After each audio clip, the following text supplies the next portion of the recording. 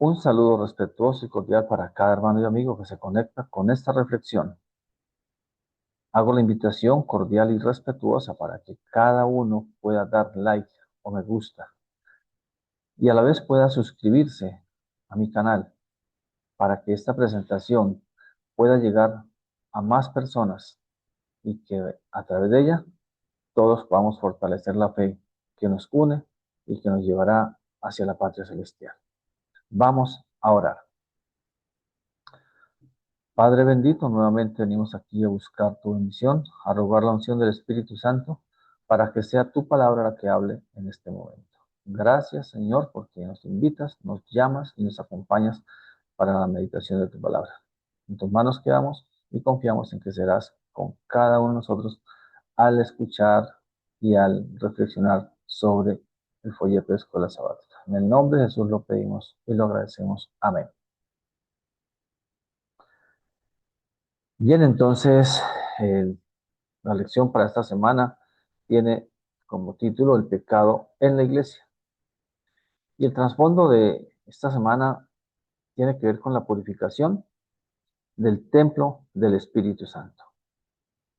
Y es muy importante entender que la intención de esta semana es llevarnos a practicar principios de verdad, de tal manera que cuando sea necesario podamos enfrentarnos a situaciones complicadas, que podamos aplicar la disciplina de tal manera que sea para restaurar y que finalmente podamos ser conducidos a glorificar a Dios. El texto de memoria dice, ¿no saben que su cuerpo es templo del Espíritu Santo, que está en ustedes, que tienen de Dios y que no son propios dueños? Porque han sido comprados por precio. Por tanto, glorifiquen a Dios en su cuerpo y en su espíritu, los cuales son de Dios. Y es muy importante comprender que tenemos un propósito especial y es entender que el pecado tolerado destruye la identidad cristiana. También que debemos aprender a disciplinar con fidelidad bíblica y amor restaurador y glorificar a Dios con el cuerpo, las relaciones y las decisiones. Es muy importante poder comprender que como cristianos, como hijos de Dios, como miembros de iglesia y como integrantes de una misma familia, nos corresponde trabajar de acuerdo con la enseñanza de Dios. Y en esa dirección es que el repaso de esta semana nos quiere llevar a entender nuestro papel como miembros, como hermanos de la misma fe y como encargados de atender situaciones que se presentan en la iglesia. No necesariamente que esta tarea le quede al pastor, al anciano o al diácono o a quien corresponda en la iglesia, sino a cada uno que nos demos cuenta que hay situaciones que se tienen que corregir. Y es muy importante comprender que cuando uno se vacía completamente de sí mismo, cuando quitamos el yo de nosotros, cuando todos los falsos dioses son expulsados del alma y dejamos que ese vacío sea llenado por el poder de Cristo, nuestra vida se transforma. Y si nosotros o la persona que tiene esa intención tiene entonces la fe que obra por el amor y purifica el alma de toda contaminación moral y espiritual, tiene la posibilidad de estar caminando con fidelidad a la palabra de Dios en amor cristiano. Entonces, tenemos un propósito especial y es que como cristianos debemos cumplir el propósito que Jesucristo, que Dios el Padre, que el Espíritu Santo tiene para nosotros. Y realmente nosotros somos una esponja en nuestro cerebro y eso nos hace que nos volvamos vulnerables frente a muchas situaciones que enfrentamos en la vida. Y es que en la medida que nosotros tenemos la oportunidad de entender el entorno que nos rodea, nos vamos a dar cuenta que hay muchas circunstancias, corrientes filosóficas, muchas formas de interpretar la vida de acuerdo a las personas que la interpretan. Inclusive se ha llegado a pensar, y algunos pueden decir que lo que Adán hizo en el Edén, eso no tendría por qué haber llegado a tantas consecuencias, si fue algo tan sencillo. Pero sabemos que la norma de Dios es elevada, que no es algo que podamos pasar de cualquier manera. Y Él nos exige que seamos capaces de enfrentarnos a la vida como Él nos lo indica en su palabra. Y es que la cultura realmente puede entrar en la iglesia antes de que la misma iglesia lo advierta, a través de un hermano, a través de un grupo, a través de circunstancias que se presentan en la iglesia. Y es que el problema no empieza solamente desde afuera, aunque el entorno influye, ¿cierto? Porque en la medida que nos acostumbramos a ciertos entornos, la mente y la conducta pueden adoptar esas formas culturales y a veces ni siquiera lo notamos, porque empezamos a normalizar las cosas. En la medida que permanecemos en un lugar, esa cultura va influyendo en nosotros y debemos comprender que si no tenemos la fuerza suficiente para modificar el entorno nos modifica a nosotros. La otra parte es que las divisiones abren brechas.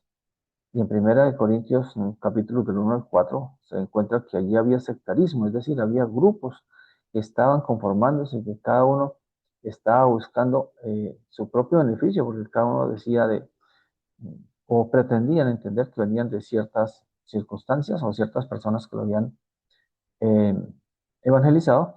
Por lo tanto, empezó a crearse ese sectarismo entre ellos y eso posiblemente abrió las puertas a que en los capítulos 5 al 7 se presentaran las situaciones que estaba viviendo allí los corintios.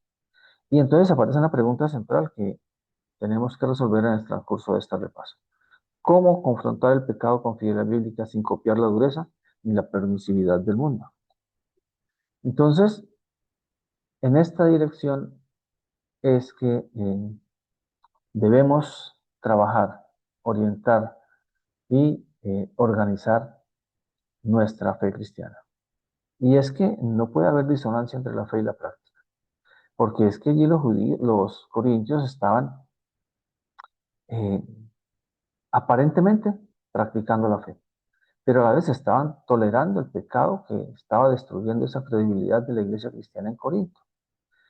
Y con Corinto confesaba a Cristo, pero se envanecían ante un pecado que ni los gentiles aprobaban. Y esto quiere decir que estaban eh, mostrándose como llenos de amor, como llenos de bondad, y en ese propósito que tenían de cuidar la iglesia, digamos así, de vivir una vida mm, llena de solidaridad, llena de esa oportunidad de trabajar por los demás, terminaban aceptando que los hermanos podían pecar y no había problema. Y ellos tenían una fe que realmente los llevaba a verse como cristianos. Y había o hubo ciertas circunstancias que digamos, los llevaron a mostrar esa fe, pero había una práctica que toleraban y que no era lo mejor para ellos. Y allí fue donde Pablo se escandalizó. Era necesario que esa comunidad, en ese llamado del Evangelio que Pablo les había llevado, debían ser sinceros, debían practicar la verdad y la santidad. Esa masa que se había conformado, ese momento en el que se habían organizado, no podía dejarse mezclar por otras situaciones del mundo.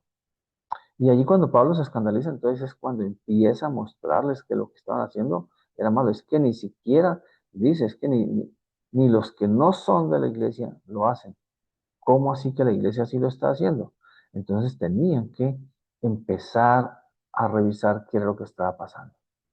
Y el apóstol Pablo les dijo, de cierto se oye que hay entre vosotros fornicación. ¿No debierais más bien haberos lamentado? Y es que era un pecado porque está en los 10 mandamientos, porque la Biblia, la palabra viva de Dios lo enseña, que es un pecado que no existe, que no puede, es decir, no puede estar dentro de los principios de la vida cristiana. La señora White dice que la iglesia tiene el deber de amonestar, de instruir y si es posible restaurar a aquellos que caigan en el pecado y que tenemos que llamar al pecado por su nombre. Lo que estaban haciendo allí los corintios era algo que no se debía hacer. Y es que el amor bíblico no encubre el pecado, lo nombra, lo llama como debe llamar, protege a la comunidad y busca al pecador para restaurarlo. Esto es muy importante entenderlo. Tenemos que aprender a hacer las cosas de tal manera que nuestra intención sea buscar la corrección, pero con la intención de restaurar. Entonces, tenemos que aprender a lidiar con estas situaciones que se presentan en la iglesia. Hay momentos de dificultad, hay momentos donde se presentan situaciones que no quisiéramos vivir, pero esas circunstancias que se presentan nos deben llevar a buscar la restauración de aquella persona, de aquel hermano que se encontraba en pecado y que ahora viene arrepentido. Ahora, la meta no es que lleguemos a humillar a las personas. Tenemos es que detener el daño, despertar la conciencia y salvar. Ese es el propósito de nosotros como cristianos. Hacer que la palabra de Dios produzca resultados positivos en la mente y el corazón del ser humano. Y es que la iglesia tiene una forma de disciplina. Y la Biblia ordena que no podemos asociarnos con los quienes practican abiertamente el pecado mientras se llaman hermanos. Por eso el apóstol Pablo les dijo, quitad pues a ese perverso de entre vosotros. ¿Cómo era posible que viendo el pecado que se estaba cometiendo lo pudiéramos sostener? Entonces, la disciplina protege a la comunidad de la levadura destructiva del pecado abierto, pero tenemos que trabajar a tiempo para que esa levadura no cause daño dentro de nuestra iglesia. Entonces, la disciplina que aplicamos para que surta efectos positivos tiene que ser una disciplina que no tenga castigo, por eso es que no es punitiva por venganza, es siempre redentora. Y si nosotros nos enfocamos en esa restauración, es muy eh, comprensible ver que estamos haciendo el trabajo que Cristo quiere que hagamos. Y al trabajar por los que están equivocados, debemos dirigir todo ojo a Cristo, tal como lo dice la señora Elena White. Y hay cuatro aspectos muy importantes que debemos tener en cuenta. Están dentro de lo que el apóstol Pablo estaba enseñando. Y es que debemos lamentarnos por las cosas feas que pasan en la iglesia. No podemos tolerar el pecado porque tengamos a un hermano que nos da el pago de los servicios de la iglesia o porque aporta en grandes cantidades para el sostenimiento de los diferentes aspectos que se tienen en el presupuesto de la iglesia o porque tiene ciertas influencias o por cualquier circunstancia. Pareciera ser que lo que pasaba allí en Corinto tenía que ver con eso. Pero bueno, esa no es la intención de mirar qué es lo que pasaba con él, sino que definitivamente ante una situación de pecado tenemos que actuar. No podemos ignorarlo ni tampoco facilitar las cosas para pecar. Tenemos que tomar decisiones en la iglesia, discernir, juzgar el asunto dentro de la iglesia, no llegar a otras instancias que no correspondan a eh, a ese límite que tenemos de nosotros para actuar dentro de la vida cristiana. Y tenemos que establecer esos límites. ¿Con quién vamos a estar? ¿Cierto? ¿A quién vamos a permitir en nuestra vida para que nos ayude en la vida espiritual? Y también debemos reintegrar a esa persona que está en pecado y buscar la manera de ese perdón, de esa confirmación y de ese amor hacia el arrepentimiento. Entonces, cuatro aspectos importantes. Lamentar, discernir, establecer límites y reintegrar. Y muy claro que debe quedar es que nosotros tenemos una palabra viva, palabra de Dios, que nos enseña que nosotros los cristianos no debemos ir a buscar soluciones donde los no cristianos. Esto es algo que debemos practicar en nosotros. Buscar las soluciones que vengan de Dios para el pueblo de Dios. Y es que cuando nosotros actuamos de esa manera, estamos protegiendo la identidad de la iglesia.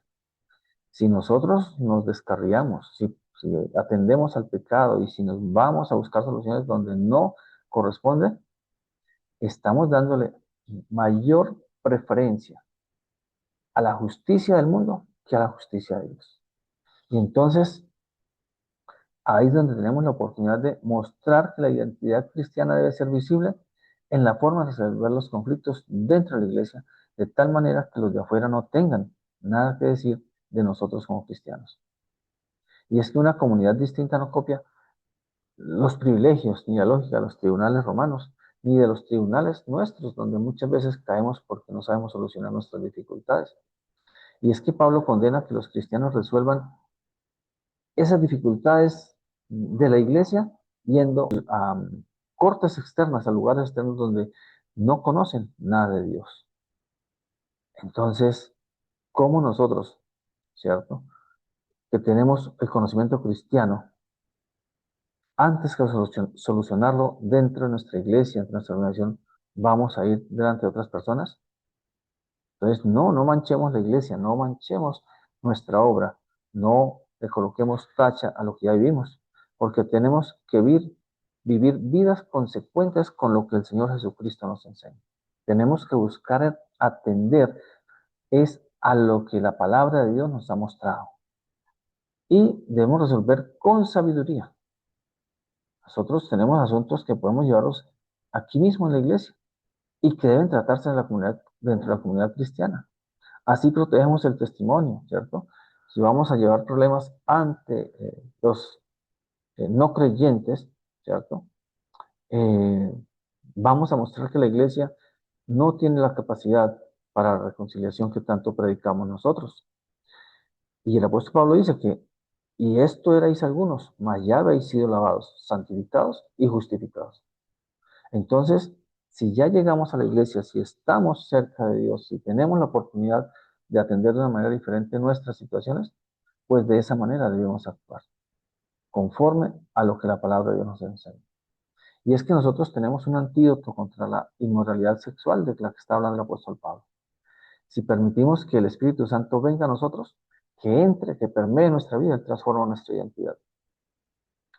Y de pronto también hubo otra confusión allí en los Corintios, y es que como el Evangelio nos da libertad, ellos pensaban que seguramente, ¿cierto? La libertad era permitir hacer todas las cosas porque no había problema ya estando en Cristo. Y a veces confundimos libertad con libertinaje. Y algunos hermanos en otras congregaciones también hablan de que como ya somos salvos, una vez salvos, siempre salvos. Entonces yo hago lo que quiera hacer y no hay problema. Esa no es la enseñanza. La santificación no es un adorno de la fe, ¿cierto? Es la voluntad de Dios para el cuerpo y la conducta. Por lo tanto, la libertad nos debe llevar es a practicar principios espirituales. Si ya fuimos lavados, santificados, justificados, ese pasado se quedó atrás. Ese pasado no nos tiene que definir en el presente, porque ahora somos transformados por Jesús y por el Espíritu Santo. Ya somos miembros de Cristo, ya tenemos una identidad que nos hace diferentes a los demás. Por lo tanto, no podemos perder esa bendición que tuvimos al ser transformados para una nueva vida en Jesús. Y por eso es que nos convertimos en templo del Espíritu Santo, porque ya no pertenecemos a la vida de pecado, ya no pertenecemos a la vida pasada, ya somos hechos diferentes. Y nuestro cuerpo ya no nos pertenece, ahora pertenece a Dios.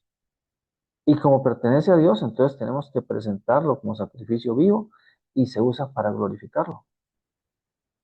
No hay oportunidad para devolvernos en el pecado sabiendo que tenemos una transformación por el Espíritu Santo y que es un propósito de vida. Eso no es solamente para creer que es algo que nos acompaña por puro capricho.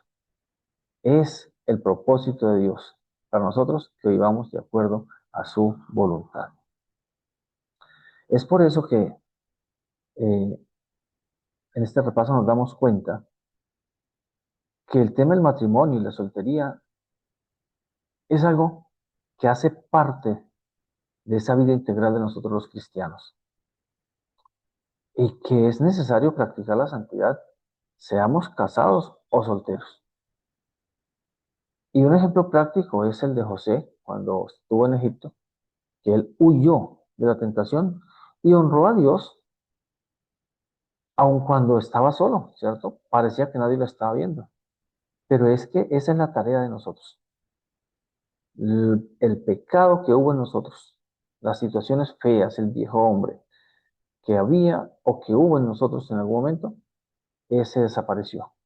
Y ahora tenemos que actuar como José, huir del pecado todas las veces que llegue a nosotros. No podemos quedarnos ahí. Y hay una invitación, y es huyan de la inmoralidad sexual. La unión con Cristo y la presencia del Espíritu hacen posible una vida santa. ¿Dónde está el problema? Que confundimos. Estamos confundiendo libertad con libertinaje. Estamos confundiendo el amor con la disciplina. Y no le estamos dando la importancia que se merece a las cuestiones espirituales que Dios nos pide que tengamos. Es muy importante entender que la sexualidad no es pecado porque Dios mismo la creó. El hombre, el ser humano, la ha tergiversado. Pero tanto la sexualidad es importante para el ser humano como lo es o como lo son otros aspectos de la vida misma, pero siempre enfocada dentro de lo que Dios mismo estableció para el hombre. Y entonces, digamos que si hablamos del matrimonio, la sexualidad se dio para eso, para estar dentro de ese pacto bíblico en el hogar. Se dio como algo que es un deber mutuo entre esposos. Se hace por acuerdo, con oración y cuidado recíproco. Y se hace con el propósito de honrar ese regalo de la sexualidad que Dios nos dio. Entonces, no puede haber tampoco excesos, digamos así, que porque está en el matrimonio entonces caer en situaciones no permitidas por Dios. No, tenemos que ser correctos también, aún en el matrimonio. Y con mayor intención en la soltería, con mayor propósito en la soltería, tenemos que ver que estar soltero también es un don legítimo de Dios, que la soltería nos permite tener una vida íntegra y consagrada, que debemos manejar el dominio propio y a la vez tener servicio. Si yo estoy solo, si no tengo compromisos con una pareja, un hogar que debo atender, debo estar más atento a servir a los demás, a la sociedad, a la iglesia, al entorno en el que estoy rodeado. Y también permitir que Cristo permanezca en el centro de mi vida. Por eso entonces podemos entender que el sexo dentro de lo que Dios estableció es una bendición. Es un regalo creado por Dios, diseñado exclusivamente para vivirse dentro del sagrado vínculo del matrimonio heterosexual. Y aquí hay claridades que debemos tener en cuenta hoy en día. No podemos creer que el sexo se hizo para cualquier tipo de relación. El sexo Dios lo bendijo para ser parte del matrimonio de un hombre y una mujer. No se hizo para ningún otro momento. Eso debe quedar claro. Y por eso es importante que cuando se piensa en el matrimonio, se piense de una manera clara, eh, asociada a lo que Jesucristo mismo enseñó, a lo que Dios nos colocó en su palabra y a lo que se estableció desde la misma creación del ser humano. Tenemos la obligación de practicar principios saludables de acuerdo con la vida cristiana y espiritual que nosotros vivimos. Y ya empezando a ver lo que nos enseñó durante la semana, entendimos también que el ego y el apetito alimentan el pecado. Tenemos que vaciarnos del yo, soltar lo que nos aparta. Y cuando uno suelta completamente lo que nos estorba, lo que no nos deja ser espirituales, cuando nos vaciamos completamente de nosotros mismos, cuando todos los falsos dioses son expulsados del alma, el vacío es llenado por el Espíritu de Cristo. Tal persona tiene entonces la fe que obra por el amor y purifica el alma de toda contaminación moral y espiritual. Es importante esto que nos acaba de decir la señora Elena de White. Nuestro deber es acercarnos a Dios, dejar que lo que hay en mí, que se asocia con el pecado, que se asocia con el aislamiento de Dios, con no dejar el Espíritu Santo, tenemos que sacarlo. Y eso lo hacemos pidiéndole a Dios. No hay otra manera. Acerquémonos a Dios para que esto pueda suceder. Si nos dejamos llevar por la idolatría, por los excesos y la inmoralidad, vamos a estar separados de Dios. El pecado nos aísla, el pecado nos lleva hacia la separación de nuestro Señor Jesucristo y hacia el aislamiento del Espíritu Santo. Y es importante entender que nosotros tenemos que despertar la conciencia sobre lo que sabemos de la verdad. Porque si no tenemos esa claridad, si no vivimos de acuerdo con la verdad, ¿qué estamos haciendo? La tenemos, pero no vivimos de acuerdo con ella. Por eso es importante comprender lo que Pablo les preguntaba. ¿No sabéis que vuestro cuerpo es templo del Espíritu Santo? ¿No sabéis que sois de Dios? Hizo varias preguntas que los enfocaba a esa reflexión. Y finalmente entendimos que el matrimonio es un regalo que viene desde el Edén. Fue una de las instituciones que Dios creó desde el principio. Pero estamos en una cultura que lo ha vuelto algo muy relativo. Ya no es esa percepción que se tenía del matrimonio como antes, donde era algo sagrado, donde era algo para toda la vida. Y por eso la iglesia, aunque el mundo, la cultura lo relativiza mucho, la iglesia lo honra con el don del Creador y el espacio de fidelidad. Por eso, como iglesia, estamos llamados a corregir, a buscar soluciones precisas, concretas y a dar la importancia que tiene en la vida de cada uno de nosotros. Si permitimos que ese vacío sea lleno por el Espíritu Santo, la fe obra por el amor y purifica el alma. Por eso tenemos que sacar lo que nos sirve en nuestra vida para que el poder de Dios obre como tiene que ser.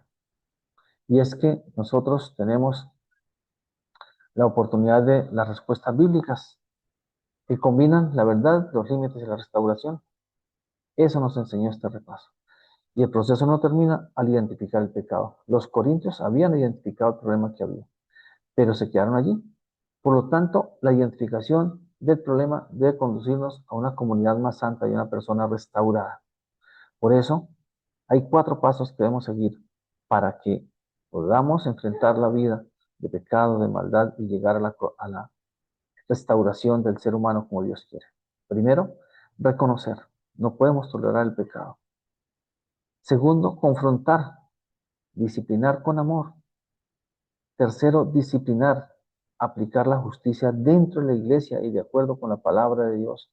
Y 4, restaurar, buscar esa santidad integral que necesitamos para estar en armonía con nuestro Dios. Y la disciplina cristiana es fiel cuando defiende la verdad de Dios y al mismo tiempo mantiene abierta la puerta del arrepentimiento.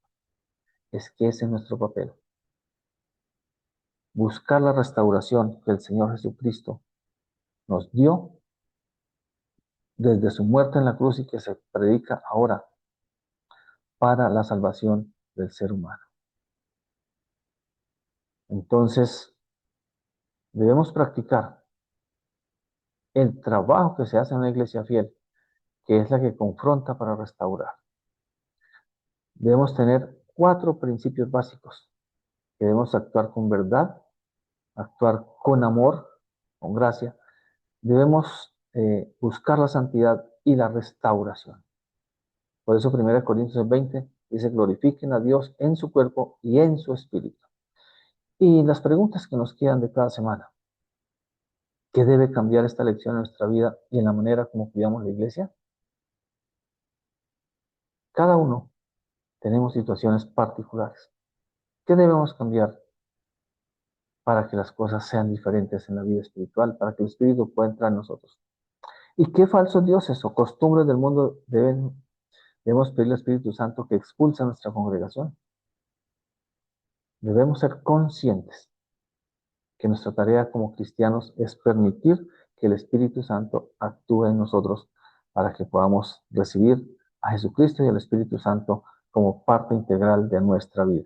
Que Dios nos ayude, nos dirija, nos bendiga y nos permita reconocer que somos sus hijos, que somos de Él, que no nos pertenecemos y que como tal nos corresponde dar ese ejemplo ante nuestra iglesia, nuestra hermandad y ante los de afuera.